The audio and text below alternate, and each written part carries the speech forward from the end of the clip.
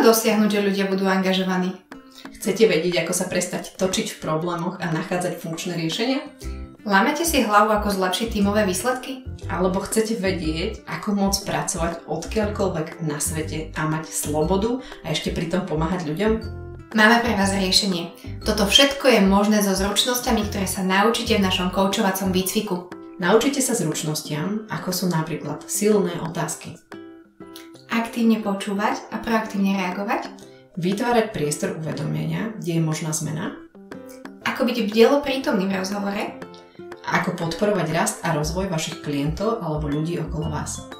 Zaujíma vás, čo vďaka týmto zručnostiam môžete získať? Napríklad ľudí, ktorí budú prinášať riešenia a nápady, miesto toho, aby sa vás neustále pýtali, čo majú robiť alebo sa na niečo sťažovali. Budete sa venovať veciam, ktoré sú pre vás naozaj dôležité a zmysluplné a ktoré prinášajú výsledky. Budete mať viac času na strategické rozhodnutia, ktoré budete robiť sami vo svojom biznise alebo spolu so svojím tímom. A budete vedieť, ako komunikovať s ľuďmi tak, aby ste dosiahli vzájomnú zhodu a vyhli sa zbytočným konfliktom. Pozývame vás stráviť s nami 5 obohacujúcich mesiacov, kde sa toto všetko naučíte. Aby ste mohli študovať odkiaľkoľvek na svete a aby ste boli naozaj flexibilní, tak sa uvidíme 2-krát v mesiaci na Zoome.